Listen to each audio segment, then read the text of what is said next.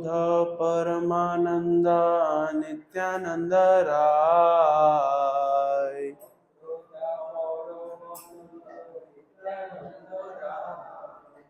लोग तक रिकॉर्ड हो रही है। अक्रोध परमानंद नित्यानंद राय।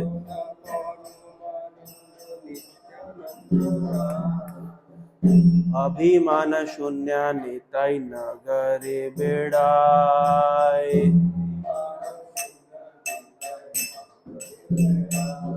अभिमान शून्य निताई नगरे बेड़ाय।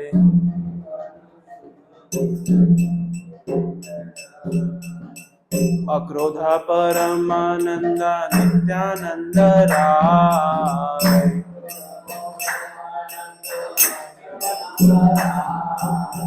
अक्रोध परमानंद नित्यानंद राय।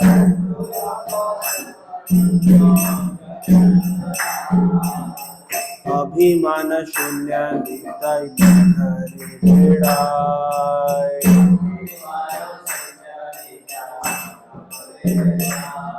अभिमान शून्य निताई नगरे बेड़ाय।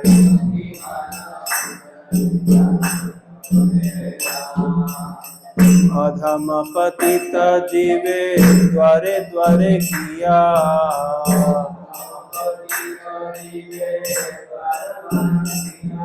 अधम पतित जीवे द्वारे द्वारे किया।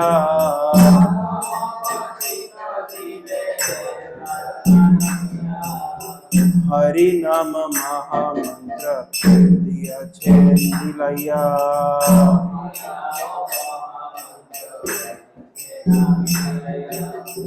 हरि नाम महामंत्र दिया छे दिलाया।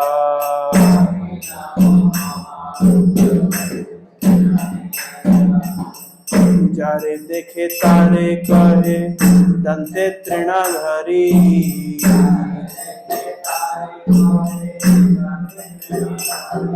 जारे देखे तारे कहे दंते तृणाधरी।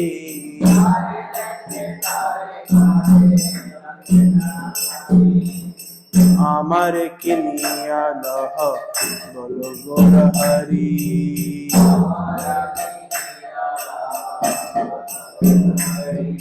आमारे किनिया लह बोलो गोर हरि।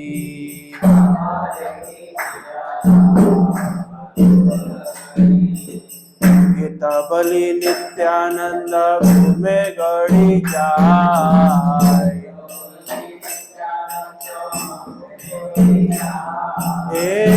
बलि नित्यानंद घूमे गड़ी जाय।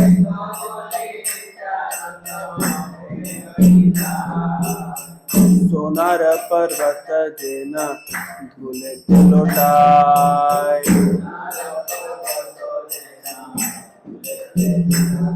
सोनार पर्वत जेना झूले लौटाय।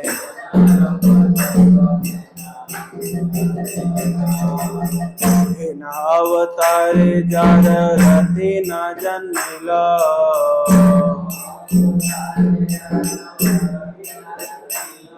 हे न अवतारे जार रति न जन्मिल।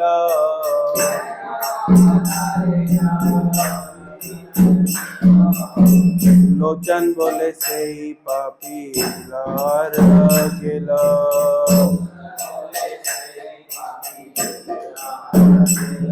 लोचन बोले से पापी लार गेलो।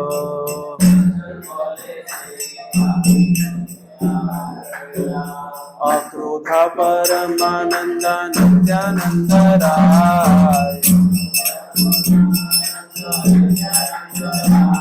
अक्रोध परमानंद नित्यानंद राय।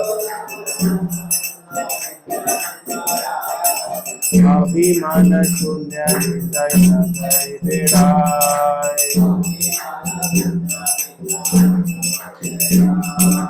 अभिमान शून्य दया करे बेड़ाए।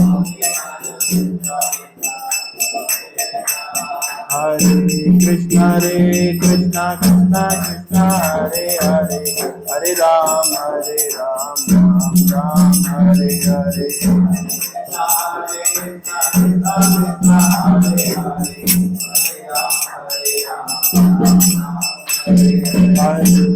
हरे कृष्णा कृष्णा कृष्णा हरे हरे, हरे राम राम राम हरे हरे।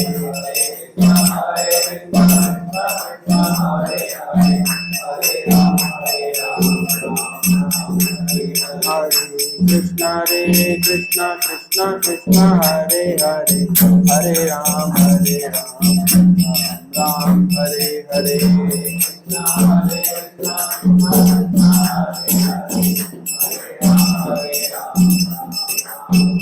जय गौरनिताय गौरनिताय, पतित पावन गौरनिताय।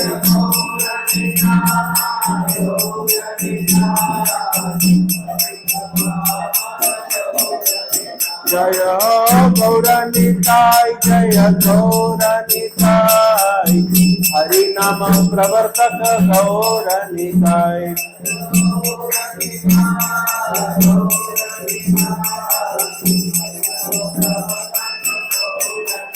जय जय प्रभुपाद प्रभुपाद प्रभुपाद प्रभुपाद।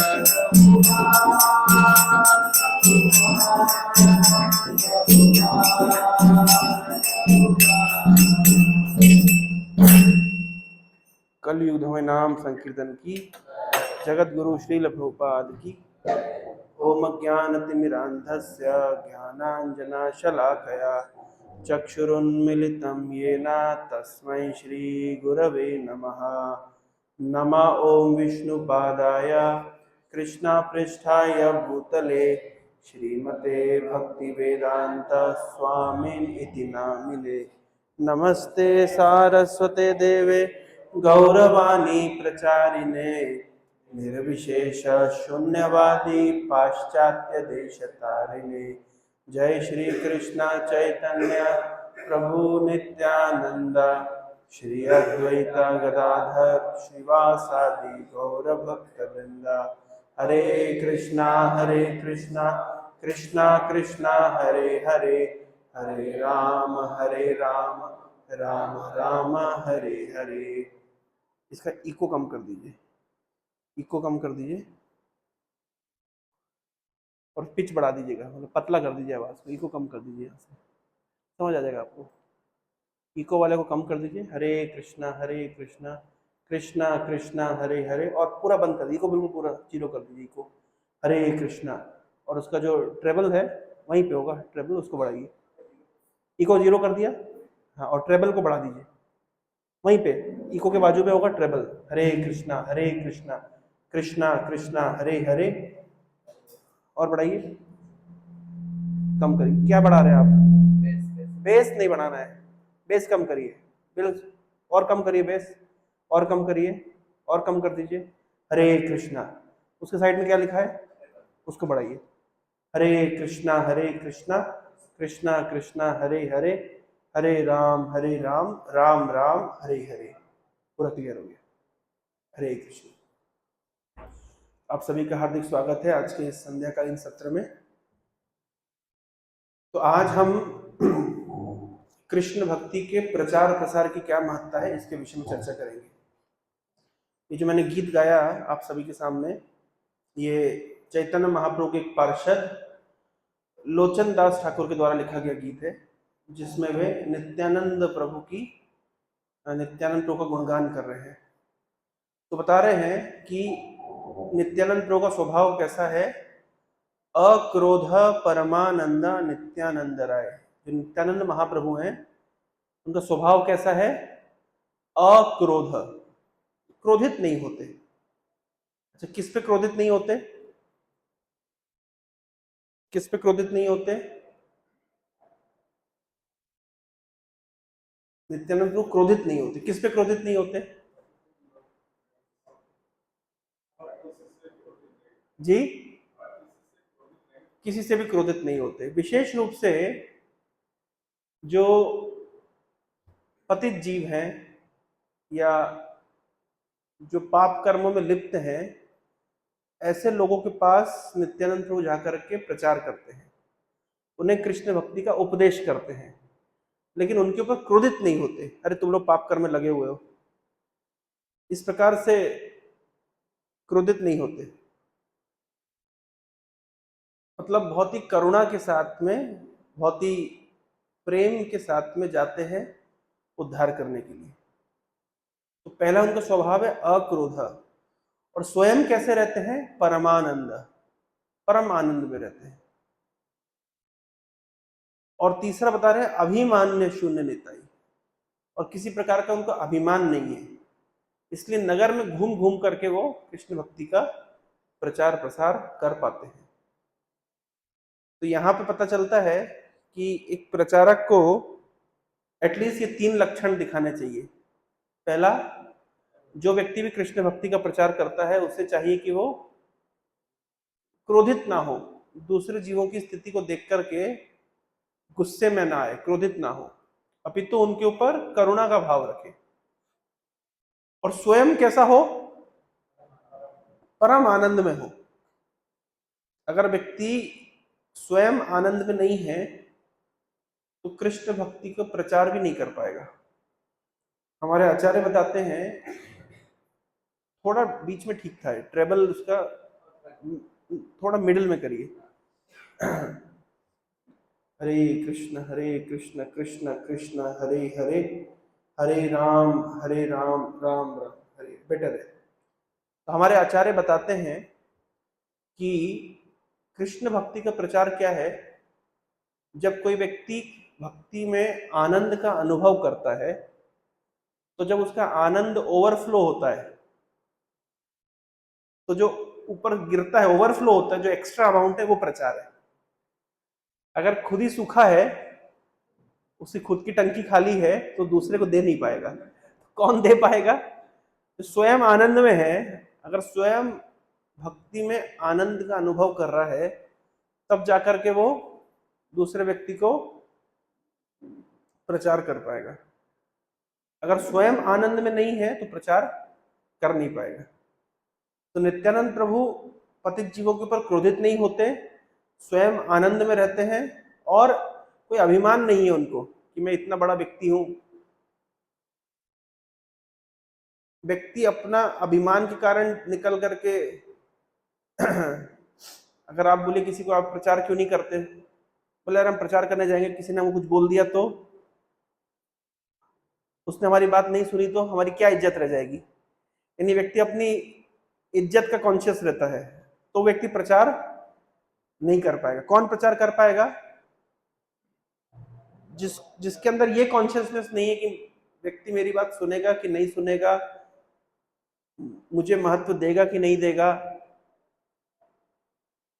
मतलब सेल्फ कॉन्शियस अगर नहीं रहेगा, अपने क्या बोलते हैं उसको, ईगो को साइड में रखेगा, तब जाकर के प्रचार कर पाएगा। क्योंकि जब प्रचार करने निकलेगा तो 10 लोगों के पास जाएगा तो 8 लोग रिजेक्ट करेंगे और 2 ही लोग स्वीकार करेंगे। तो वो 8 लोगों के द्वारा रिजेक्ट होने के लिए अगर तैयार है तो वो प्रचार कर पाएगा। अगर रिजेक्ट होने के लिए तैयार नहीं है तो प्रचार करना मुश्किल है।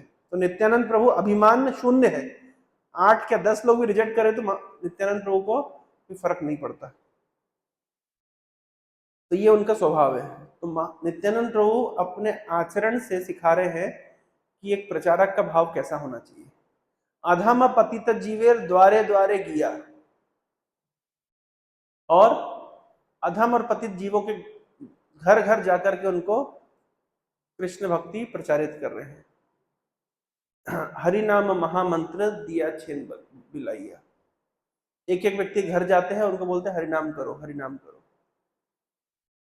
तो हमारे हमारे कॉन्टेक्स्ट में, इस्कॉन के कॉन्टेक्स्ट में कैसे काम करता है?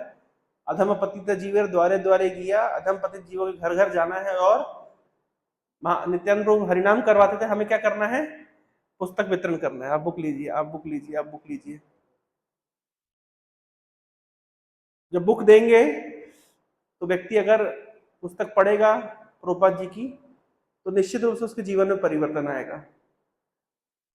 मुझे दूसरों को तो पता नहीं, अपने जीवन में पता है कैसे प्रभुपाद जी की पुस्तकें हमारे जीवन में परिवर्तन लाई।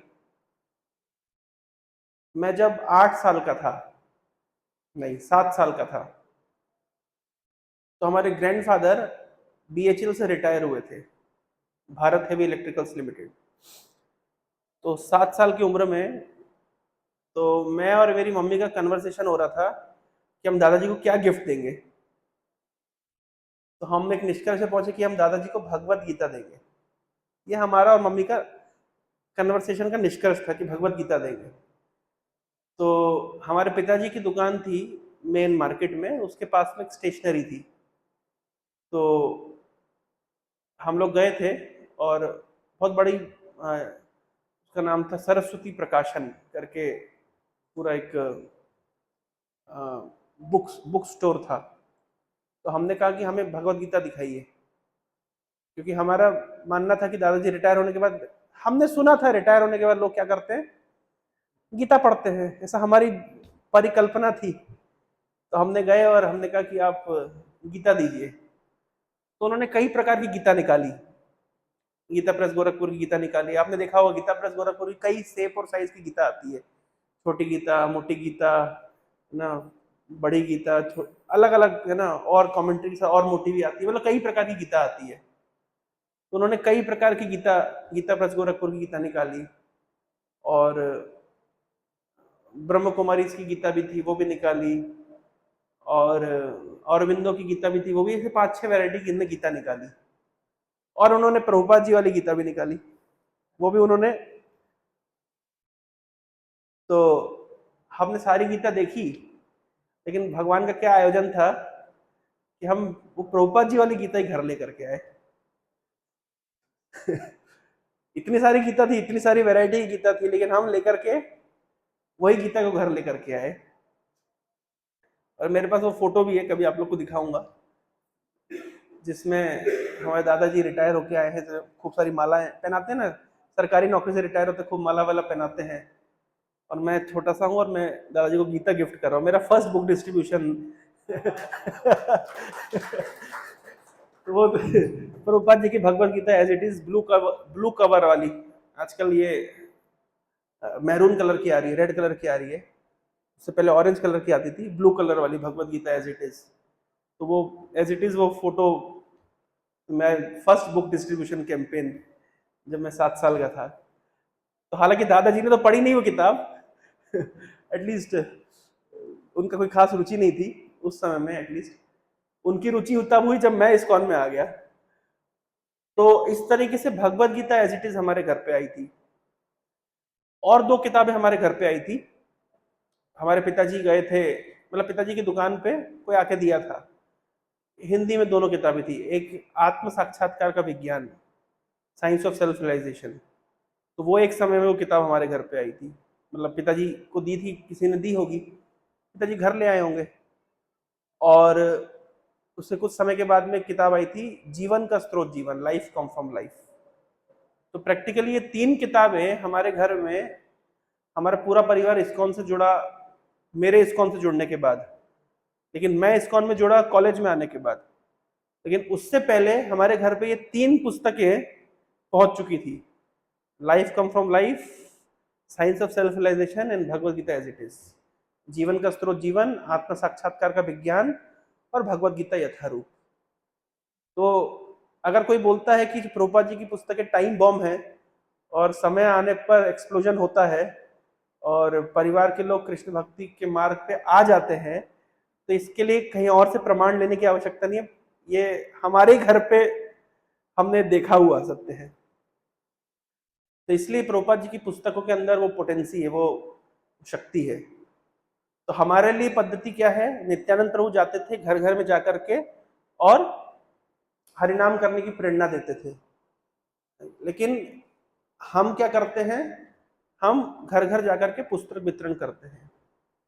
श्रीमद् भागवत में वर्णन आता है कि कैसे भगवान श्री कृष्ण गुरु के आश्रम, सांदीपनि मुनि के आश्रम में रहा करते थे। और पहले जमाने में बहुत प्रचलित था कि सांदीपनि मुनि या कोई भी गुरु के आश्रम में जो शिष्य रहता है, वो यज्ञ की लकड़ी इकट्ठा करता है, और यज्ञ की लकड़ी का भार काफी भारी होता है। तो भगवान कृष्ण भी यज्ञ की लकड़ी का भार इकट्ठा करते थे। तो गुरु के सेवार्थ इतना भार को अपने कंधों पे रख करके जाते थे। तो मॉडर्न डे कॉन्टेक्स्ट में, आज के कॉन्टेक्स्ट में तो यज्ञ की लकड़ी आजकल तो वो भी ऑनलाइन आ जाती है या यज्ञ की लकड़ी की सच महत्ता इतनी नहीं रह गई है कि आजकल शिष्य लोग यज्ञ की लकड़ी इकट्ठा करेंगे। अभी हम लोग गीता यज्ञ के दिन करेंगे, लेकिन अदरवाइज इतना ये नहीं रह गया है। लेकिन आज के मॉडर्न डे कॉन्टेक्स्ट में शिष्य को चाहिए कि जैसे उस जमाने में भगवान कृष्ण ने सांदीपनी मुनि के लिए यज्ञ की लकड़ी एकत्रित करी थी, और यज्ञ की लकड़ी को इकट्ठा करके वे सांदीपनी के आश्रम में आते थे। तो आज के कॉन्टेक्स्ट में हम प्रभुपाद जी की पुस्तकों का भार अपने कंधों पे उठा करके और प्रचार करने के लिए जा सकते हैं।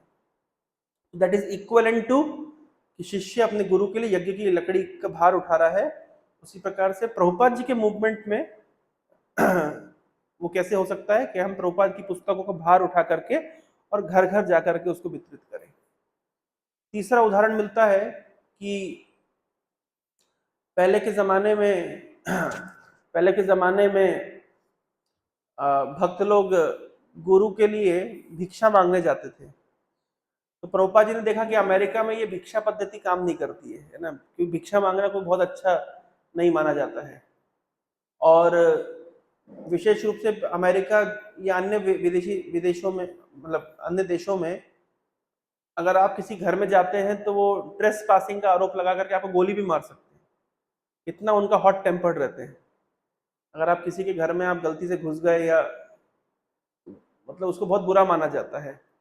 उसके लिए पहले आपको प्रॉपर अपॉइंटमेंट लेना पड़ता है, और भारत जैसा कल्चर वहां पे नहीं है। तो प्रभुपाद ने कहा कि इस प्रकार से अगर भिक्षा मांगना ये शोभा नहीं देगा, तो उसका अल्टरनेट क्या है, हम भिक्षा नहीं मांग सकते, लेकिन जब हम पुस्तक वितरण कर रहे हैं तो पुस्तक के बदले में हमें कुछ धनराशि मिलती है। दैट इज इक्वलेंट टू गुरु के लिए भिक्षा इकट्ठा करना। जब प्रभुपाद भारत में आए थे तो प्रभुपाद जब अपने भक्तों को लगाए संकीर्तन में, विदेशी भक्तों को संकीर्तन करते थे, तो भारत के लोग क्या करते थे, उनके ऊपर सिक्का फेंकते थे जैसे उन्होंने यही देखा था कि कोई अगर रोड पे नाच रहा गा रहा है, हरिनाम कर रहा है, तो उसको सिक्का देना चाहिए। लेकिन भारत के लोग जानते नहीं थे कि ये लोग जिस बैकग्राउंड से आए हैं वो वैसे ही बहुत हाई क्लास बैकग्राउंड से आए, उनका सिक्का फेंकने से नहीं चलेगा। लेकिन प्रभुपाद समझ गए कि अरे भारत के लोग अभी इन लोग को वैसे ही समझ रहे हैं जैसे वो कीर्तन मंडलियां होती थी, उसी तरीके से, उसी दृष्टि से देख रहे हैं। तो प्रभुपाद ने मना किया, नहीं नहीं, अभी तुम लोग इस तरीके से रोड पे जाके कीर्तन मत करो। तुम बड़े बड़े ऑडिटोरियम्स में और सेमिनार करो, बड़े बड़े होटल्स में सेमिनार करो, बड़े बड़े वेन्यू पे सेमिनार करो, उसकी फीस चार्ज करो। तो ये तो सिक्का फेंकने वाले लोग हैं, सिक्का फेंकेंगे लेकिन प्रोग्राम में नहीं आएंगे, लेकिन अगर फीस देकर के प्रोग्राम में आएंगे तो सीरियसली लेंगे। प्रभुपाद जी ने के शिष्य लोग जब तत्कालीन प्रधानमंत्री से मिलने के लिए गए थे, परम पूज्य गोपाल कृष्ण महाराज अपने एक इंटरव्यू में बता रहे थे, तो उस समय के प्रधानमंत्री या किसी विदेश मंत्री से मिलने के लिए गए थे प्रभुपाद जी के शिष्य लोग, तो बहुत सारी किताबें लेकर के गए थे और उनको जाके उन्होंने फ्री में वो किताबें दे दी। तो जब प्रभुपाद जी ने सुना कि मेरी किताब इस तरीके से फ्री में दे दी, तो प्रभुपाद जी बहुत गुस्सा हुए। बोले तुम लोग जो किताबें फ्री में दोगे तो कोई इसकी वैल्यू नहीं करेगा, you must charge for the books. जब व्यक्ति 50 रुपए निकाल करके जेब से किताब खरीदता है, that means he is serious for spiritual knowledge.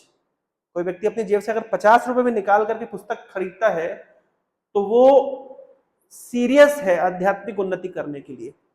दुर्भाग्य से ये पर्टिकुलर इंटरव्यू मैंने बाद में सुना, उससे पहले मैं पांड्यन से मिलने गया था, है ना, तो उनको मैंने गिफ्ट में इतना बड़ा सेट ऑफ प्रभुपाद बुक्स दिया फ्री में, ऑफ कोर्स तो लेकिन ये इंटरव्यू मैंने बाद में सुना गोपाल कृष्ण महाराज का, अगर मैंने पहले सुना होता तो ये गलती में नहीं करता।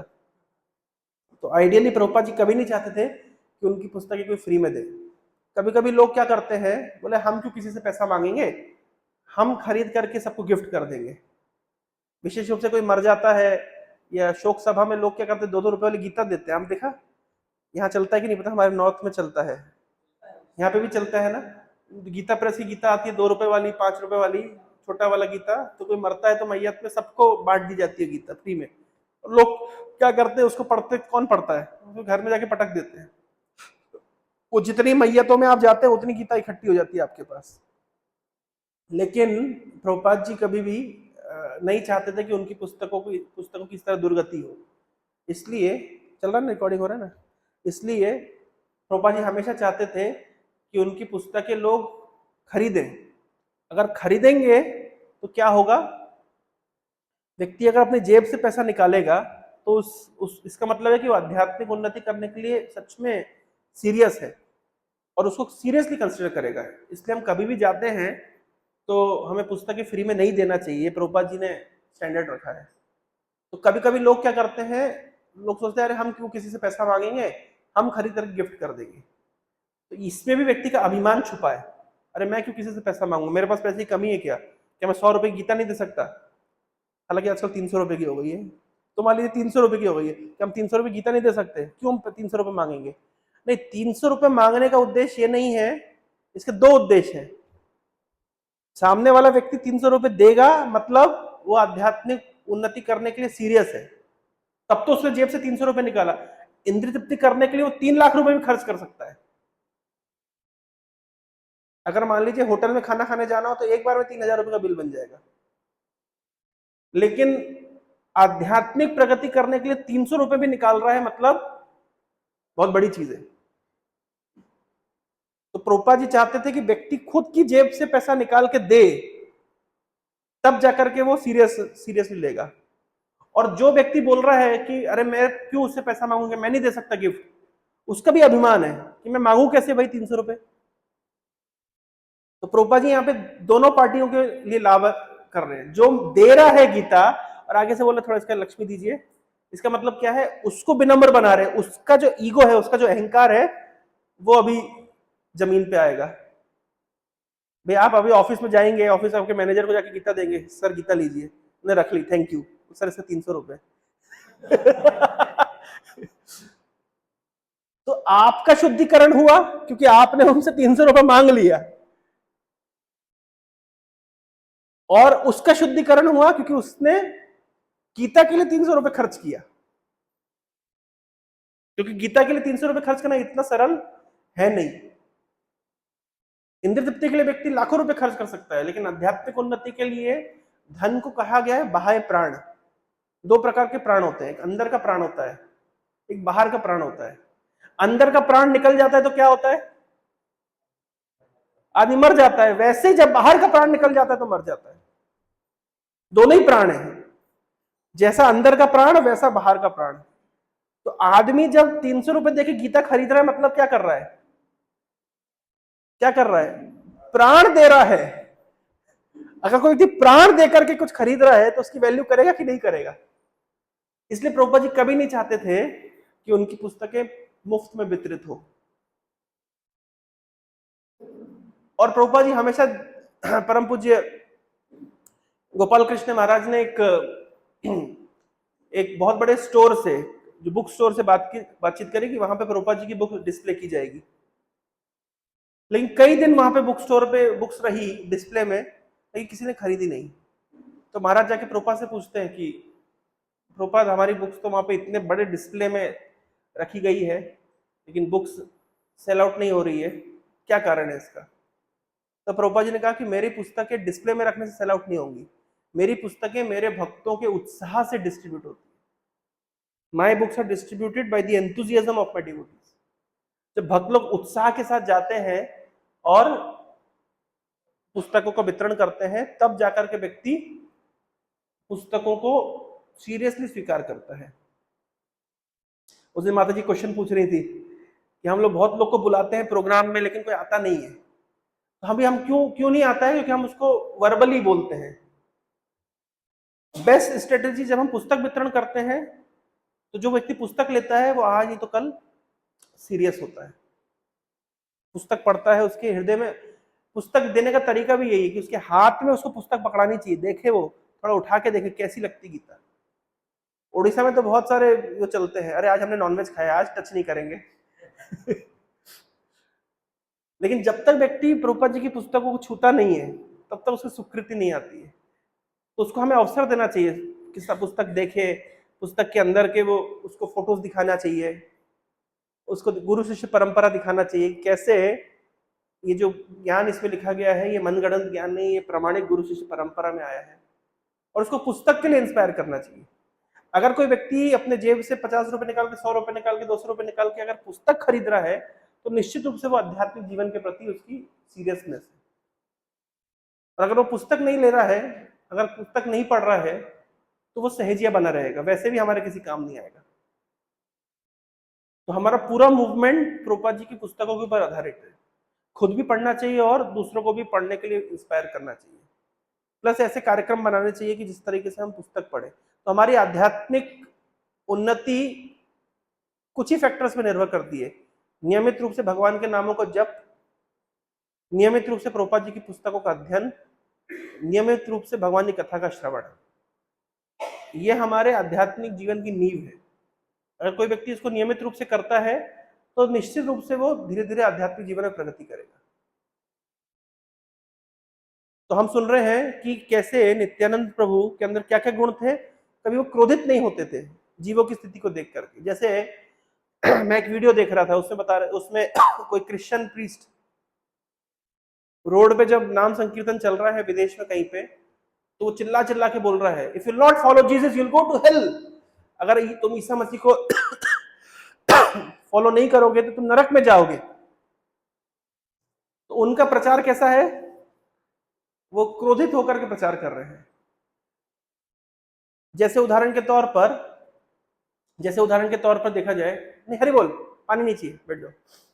जैसे उदाहरण के तौर पर, मैं पहले भी स्टोरी हमारे आचार्य लोग सुनाते हैं कि प्रचार करना अपने आप में एक शैली है, एक आर्ट है। कैसे करना चाहिए? अच्छा लेके आ जाओ, नहीं तो गला बार बार ये होगा। बॉटल लेके आ जाओ। जैसे प्रचार करना अपने आप में एक शैली है। एक क्रिश्चियन प्रीस्ट था, प्रभुपाद जी स्टोरी सुनाते, सुना होगा आप लोगों ने, सुना है? तो वो गया प्रचार करने के लिए एक कोयले की खदान के अंदर। सुना है स्टोरी? नहीं सुना? बताइए। कोयले की खदान के अंदर गया क्रिश्चियन प्रीस्ट। तो जो कोयले की खदान में जो लोग काम करते हैं उनको प्रचार कर रहा था। तो उनको प्रचार करना शुरू किया। तो बोले अगर तुम ईसा मसीह को फॉलो नहीं करोगे तुम नरक में जाओगे। अच्छा, अब नरक में जाएंगे, नरक कैसा होता है? बोले नरक काला होता है। बोले ये भी तो काला ही है। नरक धूल से सना होता है। बोले ये भी तो धूल से सना हुआ ही है। बोले नरक में गर्मी होती है। बोले यहाँ भी तो बहुत गर्मी है। तो जो बताए उन लोगों के ऊपर असर नहीं हो। क्यों? क्योंकि वो तो जो नरक का वो वर्णन कर रहे हैं उन्हें लग रहा है कि हम तो ऑलरेडी नरक में, तो इससे उससे बुरा नरक क्या होगा। तब कृष्ण पादरी ने लास्ट में बोला, अच्छा नरक में चाय नहीं मिलती है और न्यूज़पेपर नहीं मिलता है। बोले अरे नहीं, फिर तो हम बताएंगे, फॉलो करेंगे, जो आप बोलेंगे वो फॉलो करेंगे। मतलब वो लोग चाय और न्यूज़पेपर से इतना आसक्त हैं कि नरक में चाय और न्यूज़पेपर नहीं मिलेगा। तो बोले नहीं, फिर हम जैसा बताएंगे वैसा फॉलो करेंगे। तो प्रचारक को क्या करना चाहिए? व्यक्ति के स्थिति को समझ करके उसको कृष्ण भक्ति का प्रचार करना चाहिए। तो हमारे आचार्य लोग बहुत होमवर्क किए हैं। हम लोग जब प्रचार करते हैं तो उसका प्रचार रेलेवेंट नहीं होता, कभी कभी सामने वाला व्यक्ति समझ नहीं पाता कि हम क्या बताना चाह रहे हैं। इसलिए प्रचार करने की एक बहुत अच्छी शैली है, जिसको प्रचार करते हैं पहले उससे सुने, उसके मन में क्या है वो बोले, उसको निकलने दे। जैसे भगवत गीता की अगर आप शैली देखिए तो भगवत गीता में भगवान कृष्ण ने शुरुआत से ही प्रचार नहीं किए, शुरुआत से उपदेश देना शुरू नहीं किए। क्या किए? पहले अर्जुन को बोलने दिए, बोलो भाई तुम्हारे अंदर क्या है, तुम युद्ध क्यों नहीं करना चाहते। तो अर्जुन बहुत कुछ बोल रहा है। भगवान कृष्ण ने पूरे पहले अध्याय में कोई उपदेश नहीं दिए। भगवान कृष्ण ने क्या किए? अर्जुन को बोलने दिए। अर्जुन बोलता गया। उसके बाद जाकर के अर्जुन की बातों का खंडन किए। तो जब हम प्रचार करते हैं तो पहले व्यक्ति को सुनना चाहिए, सामने वाले व्यक्ति के मन में क्या है। विशेष रूप से जब हम परिवार में प्रचार करते हैं, मित्रों को प्रचार करते हैं, नए लोग को प्रचार करना एक अलग शैली है। भाई हम पुस्तक देते हैं, बताते हैं, इनवाइट करते हैं। लेकिन जिनके साथ में हमने पूरा जीवन बिताया है उनको प्रचार करेंगे तो उनके लिए शैली बहुत अलग होती है।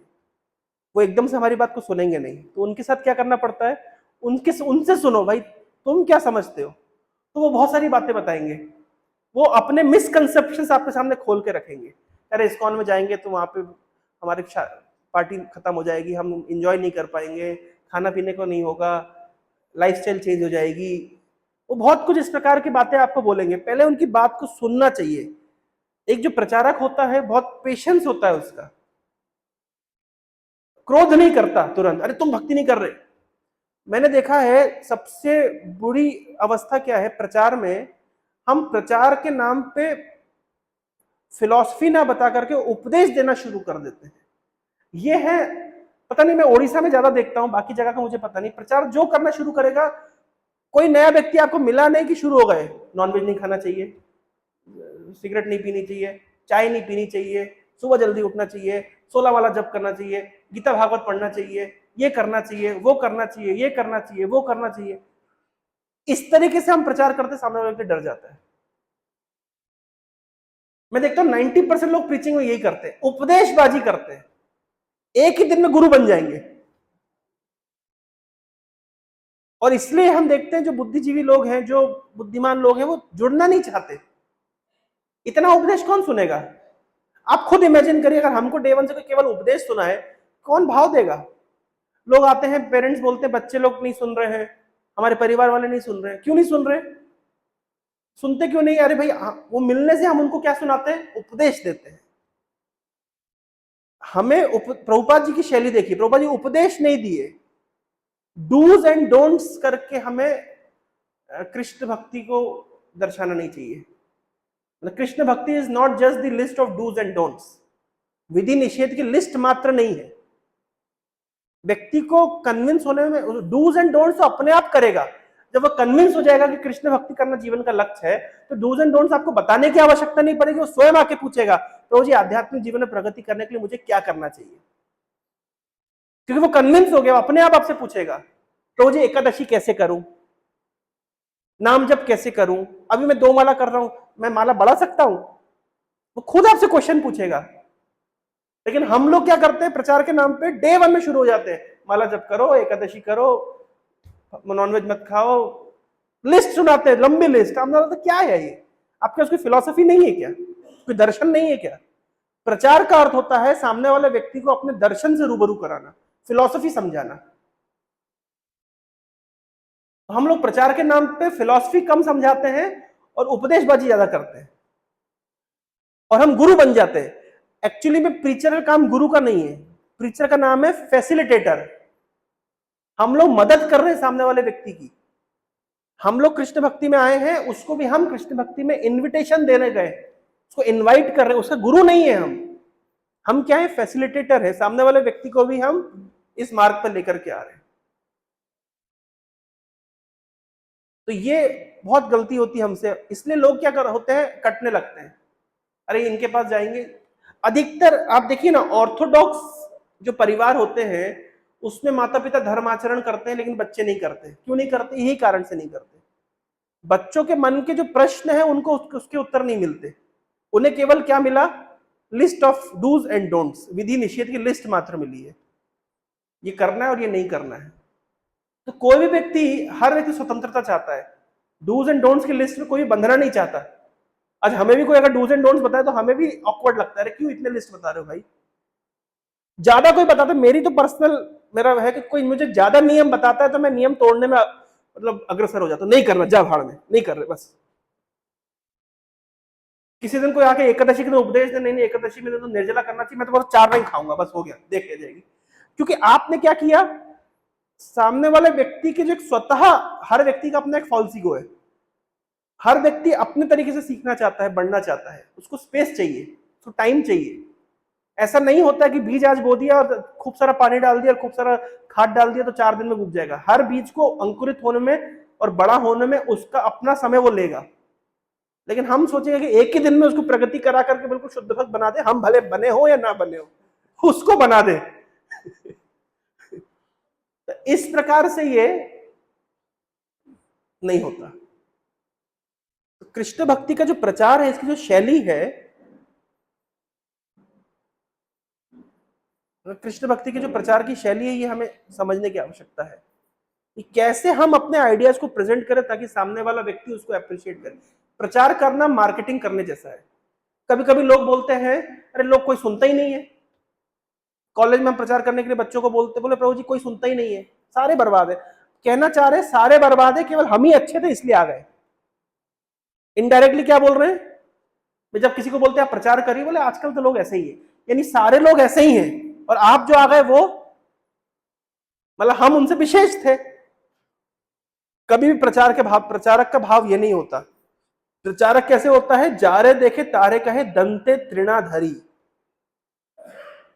दांत में तिनका दबा करके, मतलब इतनी विनम्रता के साथ में व्यक्ति को चाहिए कि वो दूसरे व्यक्ति को कृष्ण भक्ति के मार्ग पर लाए, विनम्र होकर के, ना कि अहंकारी होकर के। यद्यपि हमारा प्रोडक्ट बहुत अच्छा है, लेकिन उस प्रोडक्ट की मार्केटिंग कैसे करनी चाहिए यह हमें सीखना चाहिए। मार्केटिंग करना एक शैली है। Preaching is just like marketing. लोग कहते हैं कि हमारी फील्ड अच्छी नहीं है। अगर दुकानदार ऐसा बोलने लग जाए अगर हमारी फील्ड अच्छी नहीं है तो कहां सामान बेचेगा। हिंदी में कहावत है, नाच ना जाने आंगन टेढ़ा। उड़िया में भी है किसी की कहावत, हिंदी में सुना आप लोगों ने कहावत, नाच ना जाने आंगन टेढ़ा। जो व्यक्ति नाचना नहीं जानता है वो क्या बोलता है कि मेरी गलती नहीं है, आंगन ही टेढ़ा है। हाँ वही। इंग्लिश में भी कहावत है कि अच्छा रसोइया कभी अपने यूटेंसिल्स को दोष नहीं देता। तो कोई व्यक्ति अगर कृष्ण भक्ति को स्वीकार नहीं कर रहा है तो इसमें उस व्यक्ति की गलती नहीं है और कृष्ण भक्ति की गलती नहीं है। गलती किसकी है, हमारी है। चेयर ले सकते हैं आप लोग, चेयर ले सकते हैं। मंडल जी चेयर दे दीजिए।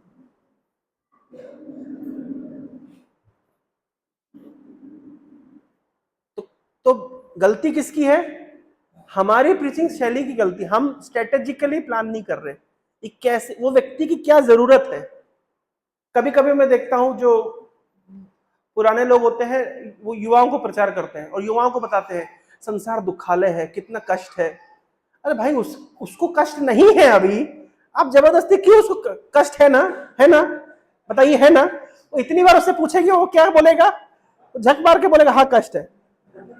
काय का कष्ट है, पिताजी ने बाइक दिला दी है, गर्लफ्रेंड पीछे बैठी हुई है, जिंदगी मजे में चल रही है, पॉकेट मनी आ रहा है, कष्ट कहाँ है। उसको जबरदस्ती लगे है कष्ट है ना, कष्ट है ना संसार में, है ना कष्ट, हाँ भाई है कष्ट, अब क्या करें।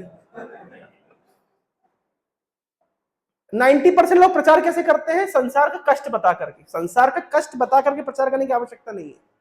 भक्ति का आनंद बता करके आप प्रचार करिए। पॉजिटिव साइड में प्रीचिंग होनी चाहिए।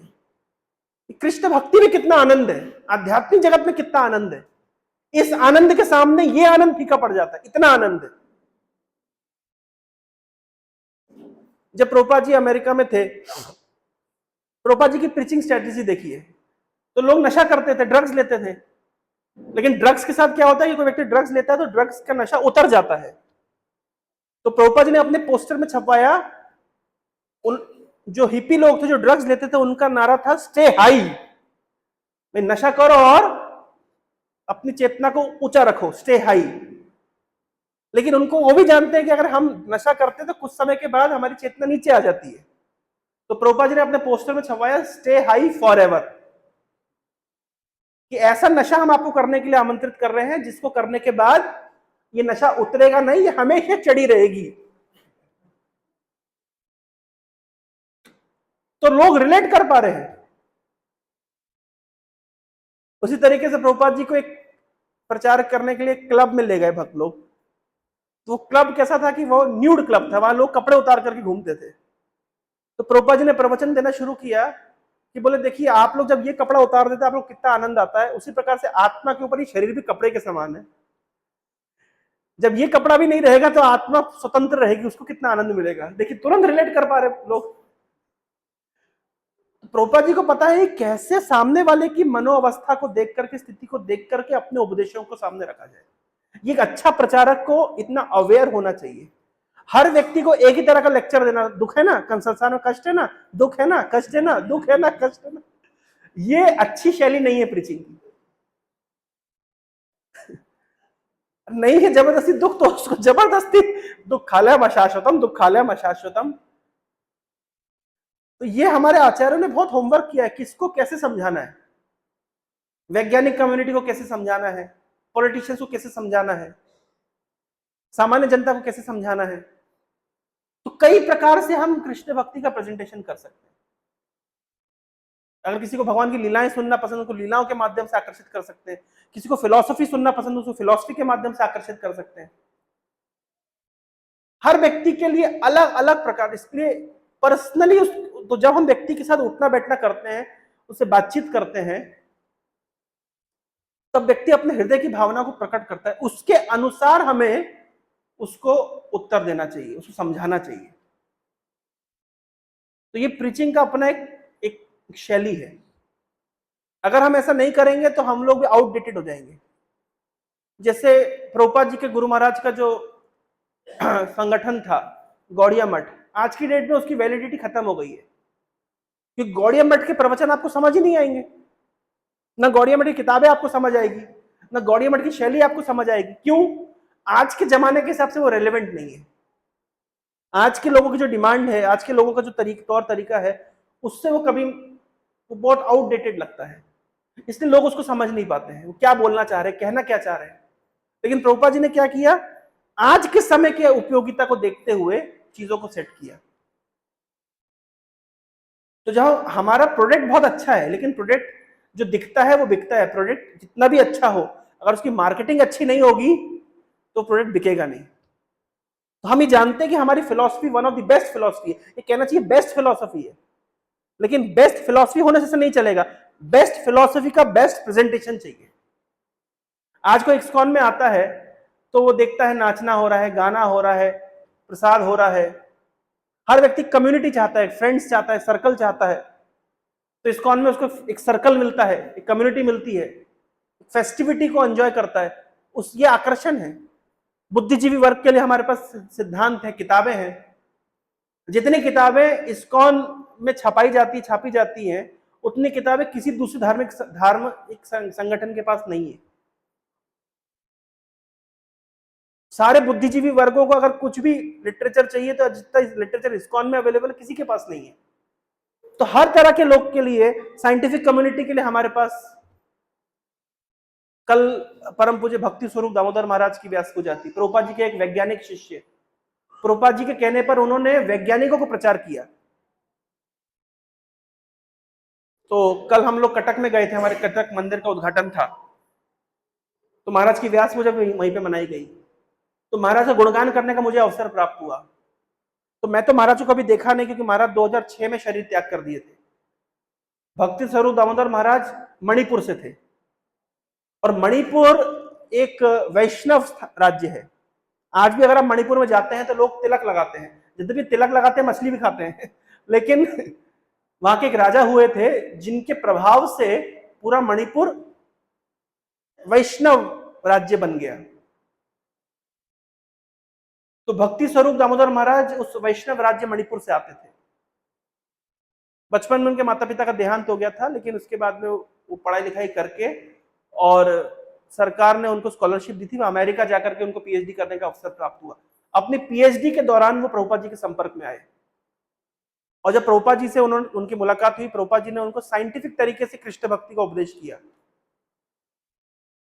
भक्ति स्वरूप दामोदर महाराज इतने प्रभावित हो गए कि वो इमीडिएटली चाहते थे प्रभुपाद जी के मूवमेंट को ज्वाइन करना, लेकिन प्रभुपाद ने उनको सलाह दी, नहीं, तुम अपना पीएचडी कंप्लीट करो, क्योंकि तुम अगर पीएचडी कंप्लीट करोगे तो तुम साइंटिफिक कम्युनिटी के बीच में प्रचार प्रसार कर सकते हो।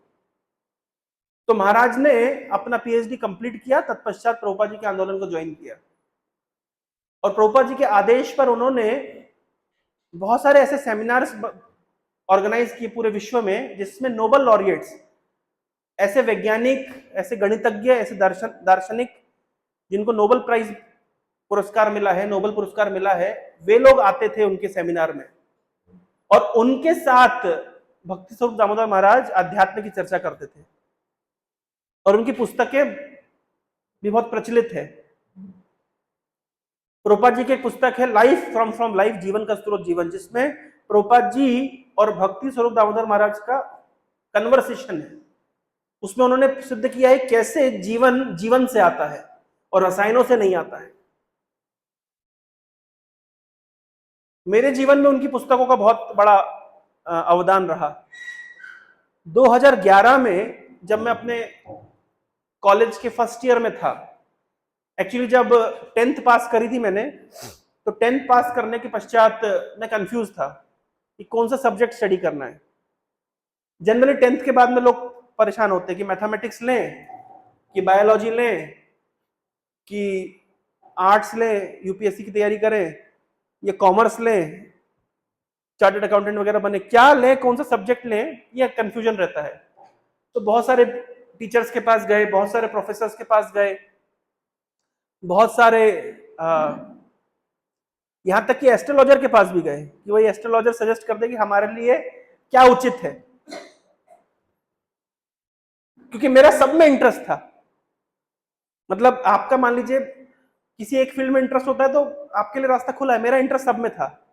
मेरे पिताजी व्यापारी थे, तो मैंने सोचा ठीक है मैं कॉमर्स ले लेता हूं, तो उनके साथ व्यापार में हम आगे बढ़ जाएंगे, चार्टर्ड अकाउंटेंट वगैरह कर लूंगा, नहीं तो एटलीस्ट कॉमर्स की पढ़ाई करेंगे तो पिताजी को व्यापार में मदद मिल जाएगी। ये भी इच्छा थी कि थोड़ा आईएएस वगैरह कर ले, ये भी अच्छा ऑप्शन है, आर्ट्स कर लेते हैं। मैथ्स भी अच्छा लगता था, तो ठीक है इंजीनियरिंग की पढ़ाई कर लेंगे।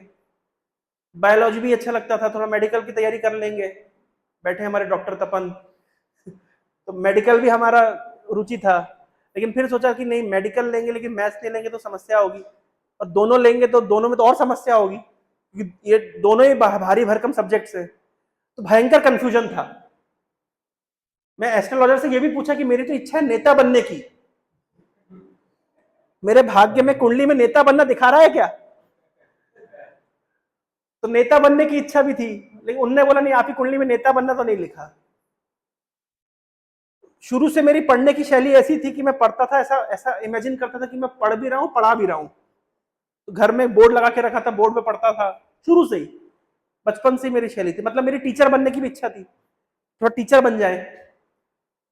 तो क्या क्या इच्छा हो गई, बिजनेसमैन भी बन जाए, आईएएस अफसर भी बन जाए, टीचर भी बन जाए, डॉक्टर भी बन जाए। मतलब एक साथ सारी चीजें कैसे हो सकती है, संभव नहीं है।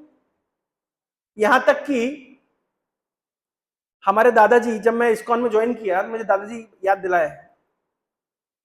एक्चुअली हमारे दादाजी, जब मैं छोटा था तो 5वीं क्लास में था, तो हमारे दादाजी अयोध्या गए थे। तो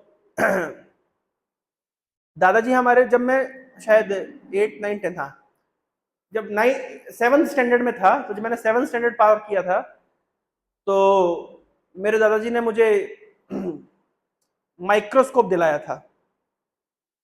माइक्रोस्कोप, तो मेरी बड़ी इच्छा थी माइक्रोस्कोप में देखूंगा जर्म्स कैसे होते हैं। तो उसके बाद 8th स्टैंडर्ड जब पार किया, तो दादाजी ने स्टेथोस्कोप दिलाया था, ओरिजिनल वाला स्टेथोस्कोप, है ना। हम छोटे बच्चे, बच्चों का तो इमेजिनेशन में दुनिया रहती है। स्टेथोस्कोप 9th स्टैंडर्ड पास किया, तो दादाजी ने हमको वो क्या कहते हैं, जो डिसेक्शन सेट होता है, जो जानवरों की चीरफाड़ करने के लिए होता है, वो दिलाया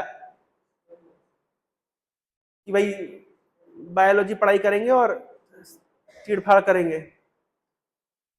तो एक दिन दादाजी हमको बोले, जब मैं इस्कॉन ज्वाइन कर लिया, बोले तुम तो हमारे किसी उस पर काम नहीं किए। क्यों? बोले तुम्हें 7th क्लास पे हमने माइक्रोस्कोप दिलाया, तुम साइंटिस्ट नहीं बने। 8th क्लास में तुमको हमने स्टेथोस्कोप दिलाया, तुम डॉक्टर नहीं बने। 9th क्लास में हमने तुमको डिसेक्शन सेट दिलाया, तुम साइंटिस्ट नहीं बने, मतलब ये जो क्या सर्जरी वगैरह इसमें इस फील्ड में नहीं गए।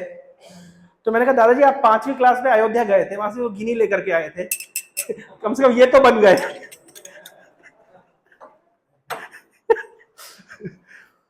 तो कहने का तात्पर्य बड़ा ही कंफ्यूजिंग स्टेट था कि भाई कौन सा सब्जेक्ट लेके, सब भी तो पसंद है। तो मैं गया था अपना रिजल्ट लेने के लिए 10th क्लास का, उसी दिन 12th क्लास का भी रिजल्ट आया था। तो नेट कैफे होता था उस समय, तो कैफे में गए थे, हमारे घर के पास एक कैफे था। तो कैफे में जब गए तो रिजल्ट लेने के लिए, तो अपना रिजल्ट तो मैं ले ही रहा था, साथ में 12th क्लास के बच्चे का रिजल्ट आया था, तो उसका एक सब्जेक्ट मैंने देखा, उस सब्जेक्ट का नाम था बायोटेक्नोलॉजी। तब मुझे जिंदगी में पहली बार पता चला कि सीबीएसई में बायोटेक नाम का सब्जेक्ट भी होता है, और वो हमारे स्कूल में नहीं था।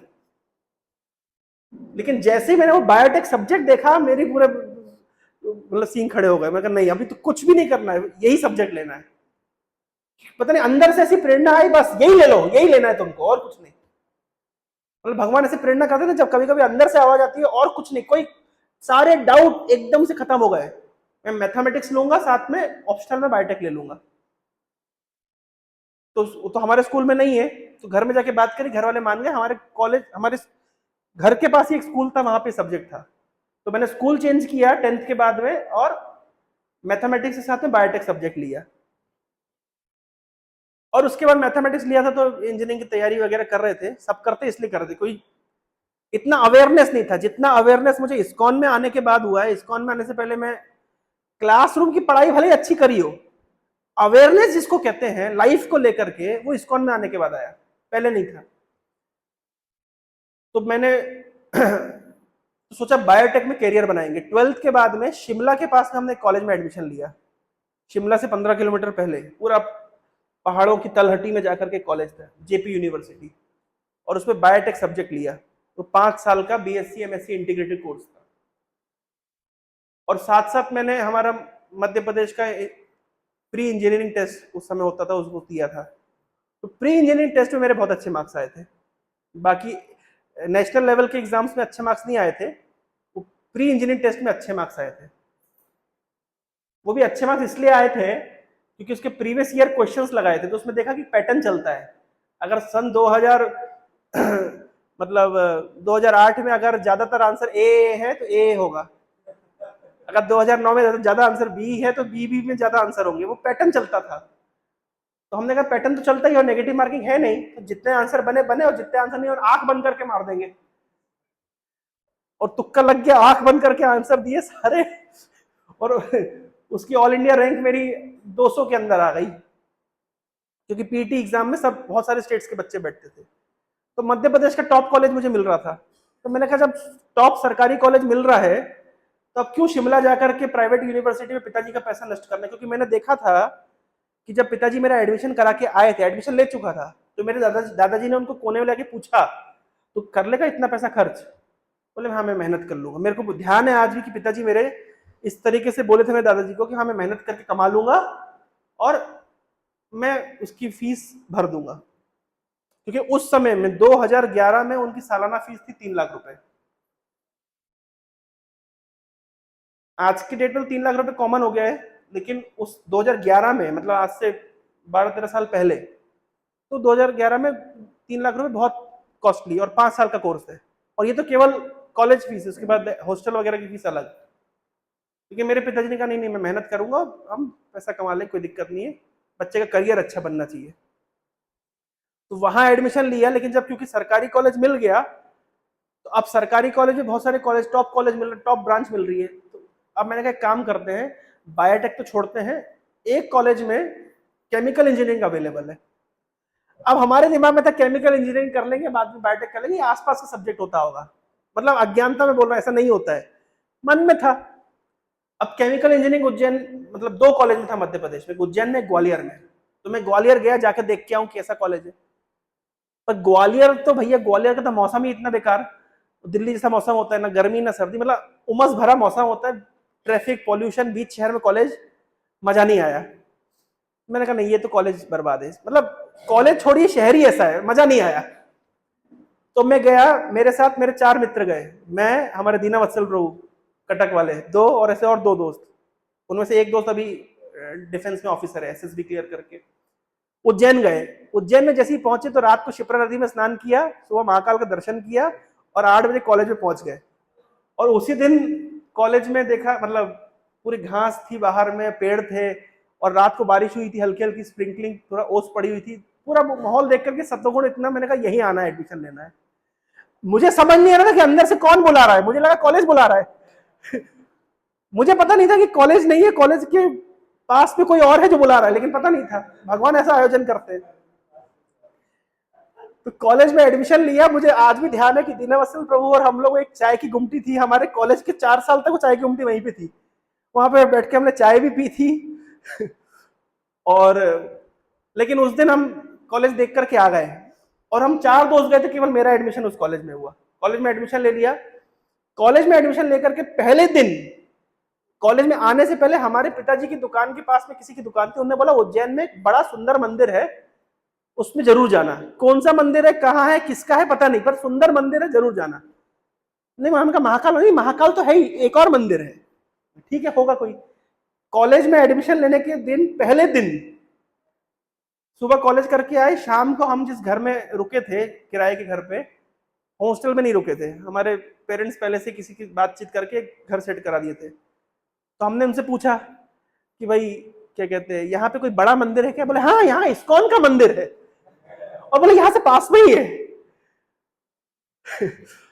तो जैसे ही उन्होंने कहा इस्कॉन का मंदिर है पास भी, अब किसको पता कि इस्कॉन, ना हमने कभी इस्कॉन देखा ना सुना, और हमको भी ध्यान नहीं कि जो किताब हमारे घर में आई थी, 3 किताबें, वो इस्कॉन की ही थी। अब हमको तो नहीं पता, लेकिन पहले दिन जब गए, और भूल भी गए, मतलब कितने साल हो गए, लेकिन उन्होंने कहा कि इस्कॉन का मंदिर। तो मैं और मेरा एक दोस्त, हम लोग गए कि चलो थोड़ा पैदल चल के गए इस्कॉन मंदिर, 2-2.5 किलोमीटर था।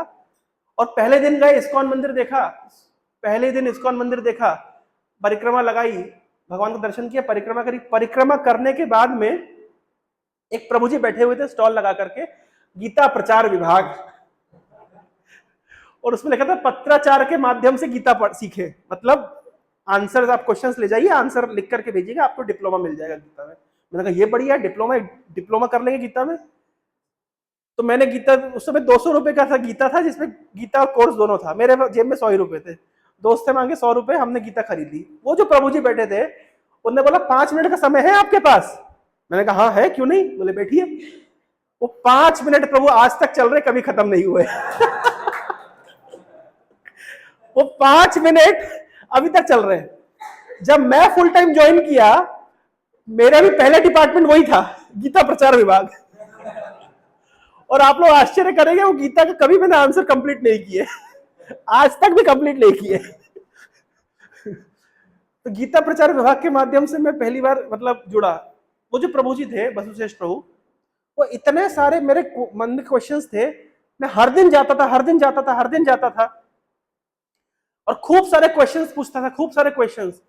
और वो शाम को 6 बजे से लेकर के रात के 10 बजे तक मुझे बिठा करके आंसर्स देते थे। हम लोग मंदिर के किसी कोने में बैठ जाते थे, और जो मेरे मन में जिज्ञासा है वो सारे आंसर देते थे।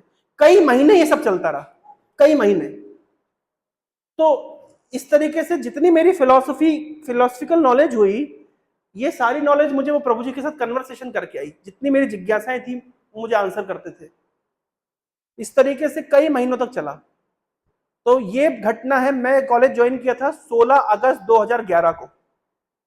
डेट मुझे क्यों याद है, क्योंकि मैं बचपन से देशभक्त था। हमारे घर में झंडा वंदन होता था, हम लोग तिरंगा लगाते थे, सैल्यूट करते थे। 26 जनवरी 15 अगस्त को पार्टी देते थे, मैं कुर्ता पजामा पहन करके भाषण देता था। तो उस दिन भी 15 अगस्त 2011 को कार्यक्रम खत्म करने के बाद में, वाइंड अप करने के बाद में हम लोग उज्जैन आए थे, और 16 तारीख को हमारा कॉलेज था। तो देखिए मेरी क्या क्या इच्छा थी, नेता बनने की इच्छा थी, देशभक्त बनने की इच्छा थी, टीचर बनने की इच्छा थी, आईएएस अफसर बनने की इच्छा थी, साइंटिस्ट बनने की इच्छा थी, डॉक्टर बनने की इच्छा थी। सारी इच्छाओं की पूर्ति हो गई केवल इस्कॉन में आने से। नेतागिरी तो अभी हम करते ही हैं, नेता मतलब लीडर बनना, तो इस्कॉन में तो हर व्यक्ति लीडर है। हमारे मंडल प्रभु लीडर है, इतना बड़ा कांग्रेशन लीड कर रहे हैं। टीचर, टीचिंग देना, तो टीचिंग देना तो हमारा तो नित्य कर्म है, सुबह में 4 दिन में 4 क्लास लेते हैं। आईएएस अधिकारी इस्कॉन एडमिनिस्ट्रेटिव सर्विसेज में है। साइंटिस्ट स्पिरिचुअल साइंटिस्ट है। डॉक्टर लोगों के मन का इलाज करते हैं। अब कौन सी फील्ड है जो छूट गई बताइए? इसलिए भगवत गीता में भगवान कह रहे हैं कि जब आपको नदी मिल जाती है तो छोटे छोटे कुओं को क्या काम, जब आपको पूरी नदी मिल गई तो छोटे मोटे कुएं क्या बच गए? तो जो जो इच्छा थी, इसलिए कहा गया है कि जीव के हृदय में जो भी इच्छा होती है वो जीव भी कभी कभी नहीं समझ पाता कि उसकी इच्छा मतलब वो चाहता क्या है, जीव भी कभी कभी नहीं समझ पाता, लेकिन कृष्ण हृदय में बैठे हुए परमात्मा के रूप में सब जानते हैं। वो ऐसा अवसर प्रदान करते हैं कि सब कुछ मिल जाता है एक ही झटके में। तो ये तो मेरा प्रत्यक्ष अनुभव है कि जो जो इच्छा करी वो मिल गया। अच्छा, अब एक चीज छूट गई, जो बायोटेक का ज्ञान लिया था 11th-12th में, वो कब काम आएगा? वो भी तो काम आना चाहिए। 2011 अगस्त में मैं कॉलेज ज्वाइन किया और 2012 जनवरी में इंडियन साइंस कांग्रेस का आयोजन होता है हर साल, फिक्स डेट होती है, 3 जनवरी से लेकर 7 जनवरी हर साल होती है। तो हमारे एक सर थे जिन्होंने मुझे बायोटेक पढ़ाया था 11th-12th में ट्यूशन में, क्योंकि स्कूल में उतना अच्छा अंडरस्टैंडिंग नहीं मिलता था, तो मैं ट्यूशन लगाया एक सर से। तो सर ने मुझे बायोटेक पढ़ाया। उन सर को यंग साइंटिस्ट अवार्ड मिल रहा था, और ये अवार्ड इंडियन साइंस कांग्रेस देती है। और उस समय 2012 जनवरी 2012 में 99 इंडियन साइंस कांग्रेस हुई थी कीट यूनिवर्सिटी में। तो मेरे सर ने मुझे आमंत्रित किया था कि हमारा पूरा परिवार जा रहा है भुवनेश्वर कीट यूनिवर्सिटी, तुम चलोगे? मैंने कहा जरूर चलेंगे। तो उस समय मेरा फर्स्ट ईयर ही था कॉलेज का। तो कीट यूनिवर्सिटी में 99 इंडियन साइंस कांग्रेस अटेंड करने के लिए मैं हमारे सर के साथ आया 2012 जनवरी में, और उनको एपीजे अब्दुल कलाम के हाथों से ये पुरस्कार मिलना था। तो उनके साथ मेरा पहली बार भुवनेश्वर आना हुआ, उन्हीं के साथ पहली बार मैं जगन्नाथपुरी भी गया, उन्हीं के साथ पहली बार मैं चिलिका लेक गया, और उन्हीं के साथ पहली बार मैं इस्कॉन मंदिर भी आया था 2012 जनवरी में। और जहां पे भी इंडियन साइंस कांग्रेस होता है तो भक्ति वेदांता इंस्टीट्यूट, जो प्रभुपाद जी की पहल थी कि वैज्ञानिक लोगों को प्रचार करना है, तो प्रभुपाद जी के शिष्य भक्ति स्वरूप दामोदर महाराज, उनका ये अवदान था भक्ति वेदांता इंस्टीट्यूट। तो उनकी एक बस आती है, बड़ी सी बस, जिसमें जगन्नाथ बलदेव सुभद्रा रहती है, और पूरी उनकी पुस्तकों का प्रकाशन होता है, उसको दिखाते हैं। तो वो कीट यूनिवर्सिटी के पास में उनकी बुक्स, उसको गरुड़ बस कहते हैं, वो बड़ी सी गरुड़ बस। अभी वो गरुड़ बस एक हमारी वो रखी हुई है, अगर आप आईआईटी भुवनेश्वर के पास जाएंगे तो बीआई के सेंटर में, वो खराब हो गई, पुरानी हो गई है। तो वो बस अच्छी चकाचौंध स्थिति में थी, और वहां से मैंने कुछ पुस्तकें खरीदी थी, और उसमें से एक पुस्तक का नाम था वेदांता एंड बायोटेक्नोलॉजी। तो क्योंकि मैंने बायोटेक पहले पढ़ा था, और जैसे ही मैंने ये पुस्तक देखी, तो मैंने प्रभुपाद जी की पुस्तक को एक्चुअली पहले ज्यादा पढ़ा नहीं था, मैंने पहले पढ़ा ये पुस्तक वेदांता एंड बायोटेक्नोलॉजी, भक्ति स्वरूप दामोदर महाराज की पुस्तक, जिसमें उन्होंने बायोटेक के बहुत सारे कॉन्सेप्ट्स होते हैं, क्लोनिंग, डीएनए का, जैसे बोला अभी चला था पीसीआर, कोविड के समय आप लोगों ने वर्ड सुना होगा पीसीआर, पॉलीमरेज चेन रिएक्शन कहते हैं उसको, कैसे उसमें डीएनए का एम्प्लीफिकेशन होता है, बहुत सारा विज्ञान है। तो ये सब मैंने पढ़ा था, और ये सब भक्ति स्वरूप दामोदर महाराज अपनी पुस्तकों में उन्होंने उसको कृष्णा कॉन्शियसनेस के साथ लिंक किया। और वो जब मैंने वो किताबों को पढ़ा, तो मेरी पुराना ज्ञान जो था वो भी कृष्णा कॉन्शियसनेस से कनेक्ट हो गया। और यहां से जाने के बाद हमारे कॉलेज में मैंने चार्ट्स बनाए, उसको प्रीचिंग में लगाया। तो पहले साइंटिफिक प्रीचिंग मैंने महाराज की पुस्तकों से करी। तो बताइए कौन सी कब जाकर के वो पुस्तकें हमारे हाथ में आएंगी, कौन सी पुस्तकों से पढ़ करके हमारा कौन सा कॉन्सेप्ट क्लियर होगा, बता नहीं सकते। मुझे आज भी ध्यान है, कीट यूनिवर्सिटी में बैठ करके मैंने 2 श्लोक याद किए थे। वो 2 श्लोक महाराज ने अपनी पुस्तक में लिखे थे वेदांता एंड बायोटेक्नोलॉजी में, भूमि रापो नलो वायु खम मनो बुद्धिरे अहंकार इत्यम में भिन्ना प्रकृति रष्टदा, और उसके नेक्स्ट श्लोक। इस प्रकार से वो श्लोक भी मेरे को याद है, मैं इसी स्थान पे याद किए थे। और किसको पता था बाद में फिर भुवनेश्वर ही आ जाना पड़ेगा। तो मॉरल ऑफ द स्टोरी ये है कि प्रभुपाद जी के आंदोलन में हर व्यक्ति के लिए स्थान है, साइंटिफिक माइंडेड व्यक्ति के लिए, सोशल माइंडेड व्यक्ति के लिए। कोई दर्शन शास्त्र में रुचि रखता है तो प्रभुपाद जी की बुक है बियॉन्ड इल्यूजन एंड डाउट, तो सारे दार्शनिकों के विषय में उन्होंने चर्चा करी है, चाहे वो प्लेटो हो, चाहे वो सुकरात हो, चाहे वो एरिस्टोटल हो, सबके विषय में उनके सिद्धांतों को वहां पे प्रभुपाद जी ने चर्चा करके उसको समझाया है या खंडन किया है। कोई साइंटिफिक एंगल से कृष्ण भक्ति समझना चाहता है उसके लिए स्थान है, कोई सोशल एंगल से समझना चाहता है उसके लिए स्थान है, कोई पॉलिटिकल एंगल से समझना चाहता है उसके लिए स्थान है, कोई इकोनॉमिक एंगल से समझना चाहता है उसके लिए स्थान है। हर प्रकार के व्यक्ति के लिए प्रेजेंटेशन हमारे पास अवेलेबल है। तो क्यों गौड़िया मठ फेल हो गया? क्योंकि उनके पास सबके हिसाब का प्रेजेंटेशन नहीं है, लेकिन प्रभुपाद जी ने सबके लिए प्रेजेंटेशन दिया है। हर तरह का व्यक्ति कृष्ण भक्ति को समझ सकता है।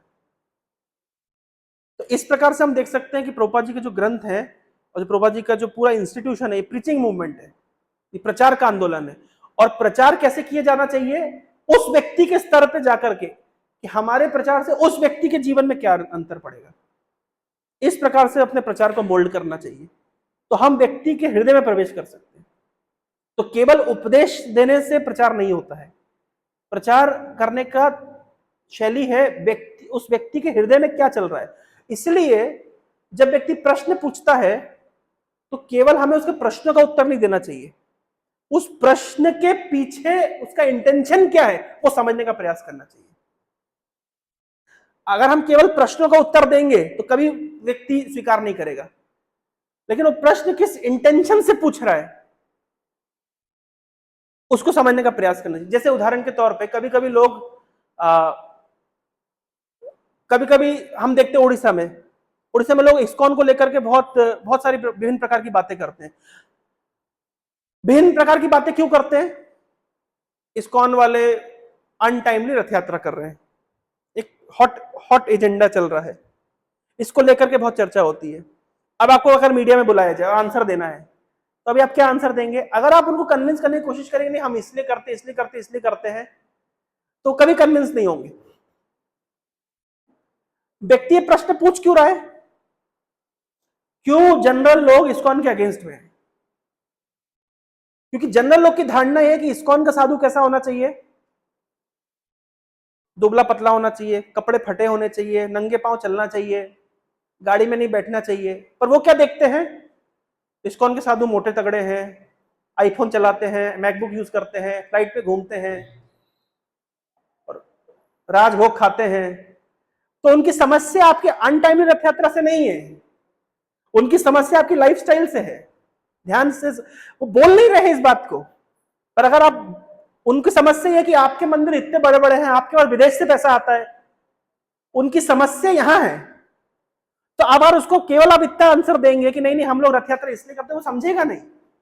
उस समय उसको आंसर क्या देना जरूरी पड़ता है कि नहीं हम भी टैक्स जमा करते हैं, हमारा पैसा विदेश से नहीं आता है, हम लोकली कलेक्ट करते हैं, लोकली स्पेंड करते हैं, हम भी कष्ट करते हैं, हम भी तपस्या करते हैं, हम दिन में 3 बजे उठते हैं, दिन में 3 बार नहाते हैं। क्यों? क्योंकि वो जानना चाह रहा है, उसको क्या लग रहा है आप लोगों के पास बहुत पैसा है, आपको कन्विंस करने की हमारे पास ज्यादा पैसा नहीं है, हम लोग खुद कष्ट में हैं, जो कि फैक्ट है। नहीं कष्ट में, एक प्रोग्राम चलाने के लिए आप लोग जानते हैं, जो इस्कॉन में घुस गए हैं वो लोग जानते हैं कि हम लोग कितना स्ट्रगल करते हैं। जो बाहर के लोग हैं उनको क्या लगता है इतने बड़े बड़े मंदिर हैं, इतने बड़े, उनको क्या पता है कि मंदिर चलाने के लिए हमको कितना संघर्ष करना पड़ता है। तो उन्हें अगर हम अपना संघर्ष सुनाएंगे तो थोड़ा वो पैसिफाई होंगे, थोड़े शांत होंगे। लेकिन अगर हम उनको उल्टा आंसर देंगे, अरे तुम भी इस्कॉन में आ जाओ, राजाओं की तरह जियो, देखो, तो फिर क्या होगा? वो और नेगेटिव हो जाएगा। तो कहने का तात्पर्य यह है कि प्रवचन, हम उसके प्रश्नों का, केवल प्रश्नों का उत्तर नहीं देना है, वो प्रश्न किस इंटेंशन से पूछ रहा है उस इंटेंशन को भी समझना है, तब जाकर के हम किसी व्यक्ति के हृदय में प्रवेश कर पाएंगे। तो ये प्रचार की शैली है। तो प्रभुपाद जी का आंसर ऐसा होता था कि न केवल उसके प्रश्नों का उत्तर उसे मिलता था, जो उसने प्रश्न नहीं पूछे उसका भी उत्तर उसको मिल जाता। तो this is a sign of a good preacher. तो हमें इस तरीके से सीखना चाहिए। ठीक है, 2 लाइन और बची, इसको मैं समझा देता हूं। तो जारे देखे तारे कहे दंते तृणाधरी, हम ये चर्चा कर रहे थे कि नित्यानंद प्रभु जो हमारे प्रचार के आचार्य हैं, बड़ी विनम्रता के साथ में अपनी बात को रखते थे। दंते तृणाधरी मतलब दांत में तृण का कौन दबाता है? जानवर। मैं तो पशु की तरह आपके चरणों में आके प्रार्थना कर रहा हूं, कृपया करके आप इस पुस्तकों को पढ़िए, आपका जीवन धन्य होगा। अगर आप भगवान का नाम लेंगे तो हमारे किनिया लह बोलो गौर हरि, अगर आप गौर हरि बोलते हैं तो मतलब मैं आपके लिए बिकने के लिए तैयार हूं, मैं आपका दास बन जाऊंगा। अगर आप कृष्ण भक्ति को स्वीकार करते हैं तो मैं आपका चिर ऋणी हूं। मैंने तुमको भक्त बनाया है, जानते हो, मैंने। अगर मैंने कृपा नहीं करी होती ना, आज नरक में सड़ रहे होते। ये भाव नहीं है। भाव क्या है? भाव क्या है? अगर आप कृष्ण भक्ति को स्वीकार करेंगे, मैं आपका चिर काल तक ऋणी रहूंगा, मैं दास बन के रहूंगा जीवन पर्यंत आपका। यानी किसी को भक्त बनाने का मतलब ये नहीं कि उसके ऊपर शासन करना, उसको गुरु बन जाना। किसी को भक्त बनाने का अर्थ है जीवन पर्यंत मैं आपका दास बनने के लिए तैयार हूं। ये भाव है नित्यानंद प्रभु का। तो जो इस भाव में रहेगा, प्रभुपाद जी क्या बोलते थे कि मेरे शिष्य नहीं है, ये मेरे शिष्य मेरे गुरु महाराज ने मेरे पास भेजे हैं मुझे असिस्ट करने के लिए, हेल्प करने के लिए मूवमेंट में। तो प्रचारक कभी इस भावनाओं से ग्रस्त नहीं होता कि मैं कृपा किया तब जाकर के तुम भक्त बने हो, नहीं तो तुम नरक में लोट लगा रहे होते। नहीं। तो भावना बहुत इंपॉर्टेंट है कि हम किस भाव के साथ सामने जाकर के व्यक्ति को कृष्ण भक्ति दे रहे हैं। इसलिए कृष्ण भक्ति जो प्रचारित करता है उसकी चेतना सही स्थिति में रहती है। जब व्यक्ति कृष्ण भक्ति प्रचारित नहीं करता ना, तो चार दीवारी में बैठकर अरे वो तो कर्मी है, अरे वो तो पापी है, अरे वो तो नरक में है, क्या जीवन जी रहा है। लेकिन जो व्यक्ति फील्ड पे निकल के प्रचार करता है वो वास्तव में विनम्र हो जाता है। इसलिए भक्तों को अपनी चार दीवारी से निकल करके प्रचार करना चाहिए। प्रभुपाद जी ने हमें जो प्रचार का मूवमेंट दिया है, हमारे शुद्धिकरण के लिए दिया है। प्रहलाद महाराज के विषय में भागवतम में श्लोक आता है,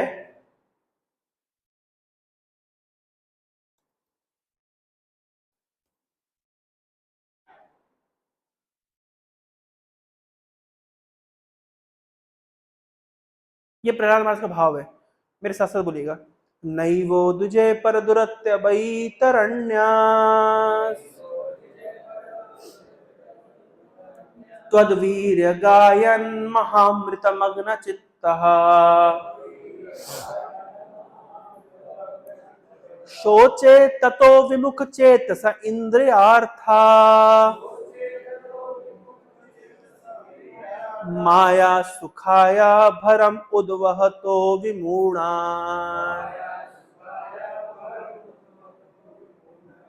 बोल रहे हैं नई वो दुझे पर दुरत्य वही तरण्य तद्वीर गायन महामृत मग्न चित्ता।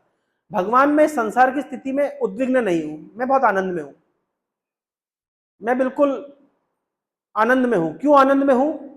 अरे आपको पहाड़ से फेंका जा रहा है, हाथियों से कुचलाया जा रहा है, सांपों से डसाया जा रहा है, राक्षसों के द्वारा आपको आक्रमण किया जा रहा है। इतनी बुरी स्थिति में भी आप क्या कह रहे हैं? नहीं वो तुझे, मैं उद्विग्न नहीं हूं। इतनी गंभीर परिस्थिति में रहकर के भी आप उद्विग्न क्यों नहीं है? क्या कारण है? बोले त्वद्वीर गायन महामृत मग्न चित्तः, आपकी कीर्ति का गान करने में मेरा चित्त मग्न है, इसलिए मैं उद्विग्न नहीं हूं। यानी यहां पे सीक्रेट है। कोई व्यक्ति अगर चाहता है प्रहलाद जैसी सिचुएशन में भी उद्विग्न ना हो,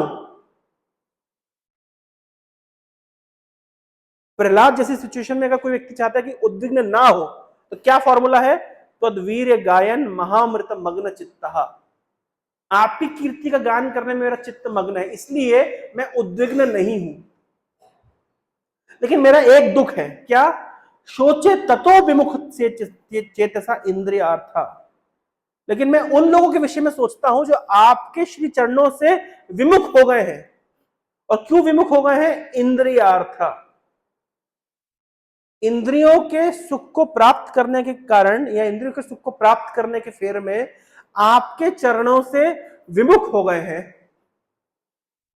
और माया सुख को प्राप्त करने में लगे हुए हैं, जो सुख वास्तविकता में है ही नहीं, झूठ मूठ का सुख है। और भरम उद्वहतो, और संसार का भार उठाने में व्यस्त है। ऐसे लोगों के विषय में सोच सोच करके मुझे बड़ी दया आती है। तो एक प्रचारक का भाव क्या होता है? उसको दूसरे जीवों की स्थिति को देख करके दया आती है कि मैं तो आपकी कीर्ति का गान करने में, आपके नामों का संकीर्तन करने में, आपकी कथा को कहने में इतना आनंदित हूं, लेकिन जब मैं उनके विषय में सोचता हूं जो आपसे विमुख है। और क्यों विमुख है? इंद्रियार्था, इंद्रियों के भोग हेतु विमुख है और माया सुख में रमे हुए हैं और संसार का भार ढो रहे हैं। जब उनके विषय में सोचता हूं तो मुझे बड़ा बुरा लगता है।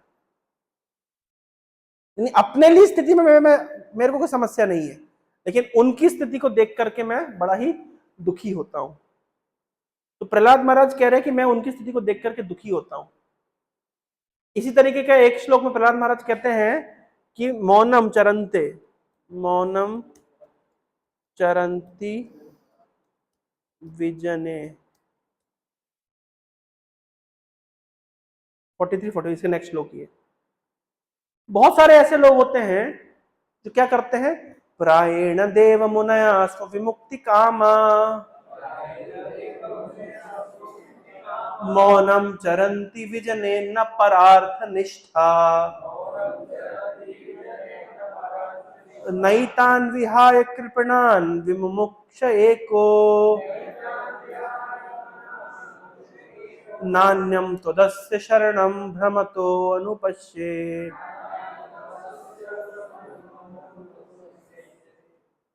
हे भगवान, प्राय देखा जाता है जो मुनि लोग होते हैं ये कैसे होते हैं, स्वविमुक्ति कामा, इनको अपनी मुक्ति की पड़ी रहती है।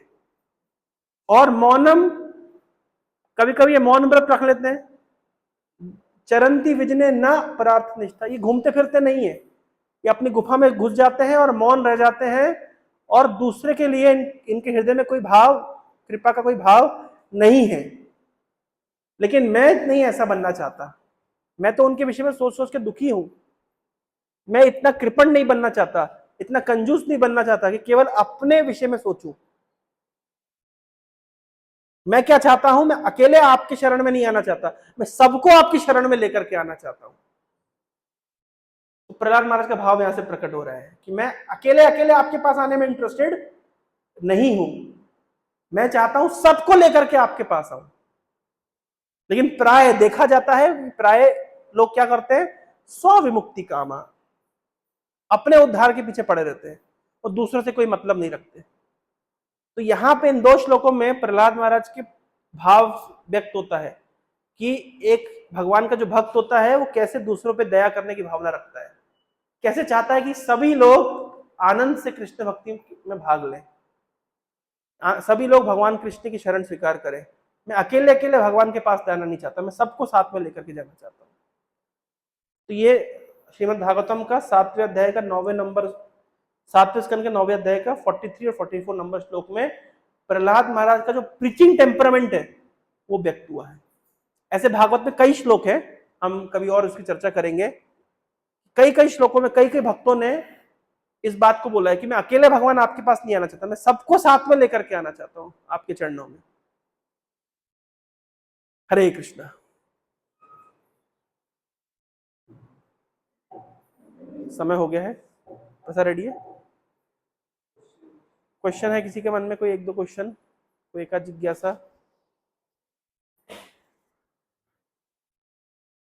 यस प्रभु।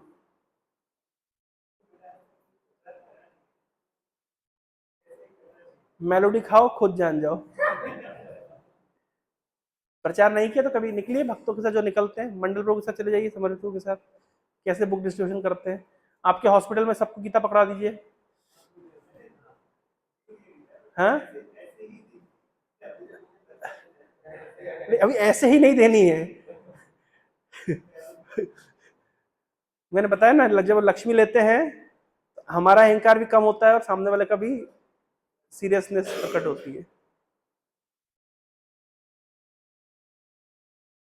एक बार प्रभुपाद जी ने को किसी ने डोनेशन दिया कुछ बड़ा अमाउंट और कहा स्वामी जी मुझे कुछ किताब मिल सकती है, तो प्रभुपाद ने किताब दे दी। तो फिर प्रभुपाद जी कहते इसका लक्ष्मी मतलब वो तो डोनेशन अलग था, बाकी किताब जो लिया है उसका लक्ष्मी देना पड़ेगा ना। तो कोई बोलता था अरे प्रभुपाद तो मतलब एक एक लेकिन प्रभुपाद जानते हैं किताब लक्ष्मी देके पढ़े लेगा तो सीरियसली पढ़ेगा। तो प्रचार के लिए जब आप निकलेंगे बाहर तो आप देखेंगे कि करने से आएगा, आपको करने से आपका उत्साह बढ़ेगा और बहुत सारा रियलाइजेशन भी आएगा। लोग बहुत सारे क्वेश्चन भी पूछेंगे, कम समय में ज्यादा कैसे आंसर देना है आपको भी आपको आ जाएगा। कौन व्यक्ति किस प्रकार क्वेश्चन पूछ रहा है, किस मनोभाव से, आपको बहुत कुछ सीखने को मिलेगा। ज्ञान की जरूरत नहीं है। जब प्रभुपाद जी देखिए ज्ञान से प्रचार नहीं होता। जब प्रभुपाद भक्ति सिद्धांत ठाकुर ने अपने 3 गृहस्थ अपने 3 सन्यासी शिष्यों को भेजा था लंदन में प्रचार करने के लिए, लेकिन वे सफल नहीं हो पाए।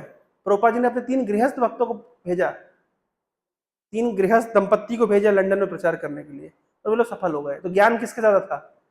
उन 3 सन्यासियों को ज्ञान ज्यादा था, इन 3 गृहस्थों का ज्ञान ज्यादा था? तो ज्ञान तो सन्यासियों को ज्यादा था, लेकिन इन 3 गृहस्थ दंपत्तियों के अंदर 2 विशेषता थी। एक प्रभुपाद जी के ऊपर इनकी पूर्ण श्रद्धा थी, प्रभुपाद जी के निर्देशन के ऊपर, और ये लोग इनोवेटिव थे।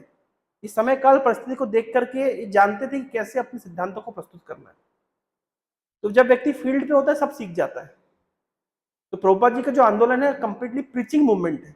जब फील्ड पे होते हैं तो सीख जाते हैं, उसके लिए प्री रिक्विजिटिव कुछ नहीं है कि बहुत ज्ञान होगा। कभी कभी बहुत ज्ञानी व्यक्ति उतना अच्छा प्रचार नहीं कर पाता। ये हम प्रैक्टिकल देखते हैं। Preaching means making friends.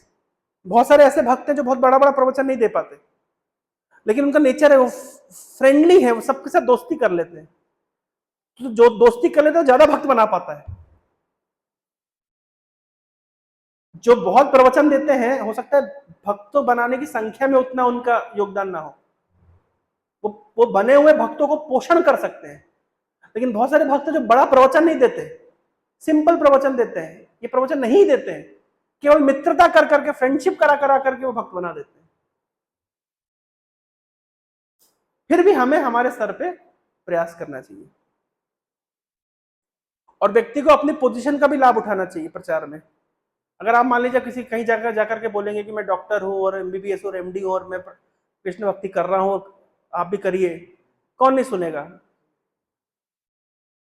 तो व्यक्ति अगर अगर भगवान ने कोई पोजीशन दी है तो उसको भी प्रचार में लगाना चाहिए, सब कुछ लगाना चाहिए। और कुछ जैसे ये प्रभु है, अभी आप बोलेंगे कि मैं आईएसआई क्या आईएएससी से पढ़ा हूं, तो कौन आपको नहीं सुनेगा? लोग आपको आरती उतार करके आपको लेके जाएंगे। किसी भी कॉलेज में जाकर के आप बोलेंगे कि मैं आईएएससी से आया हूं, तो कौन आपको नहीं सुनेगा? तो इसलिए अगर कोई पोजीशन हमारे पास है, अगर कोई एकेडमिक बैकग्राउंड हमारा है, तो उसको यूज करना चाहिए प्रचार में। समझ रहे हैं? यस ब्रो, कौन बोल रहे थे?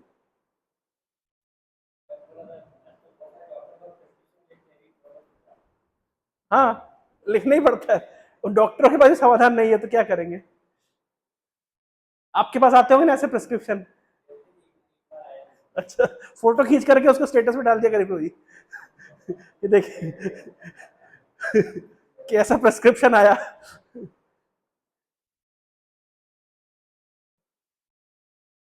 ठीक है ब्रो, हरे कृष्ण, प्रभुपाद की जय।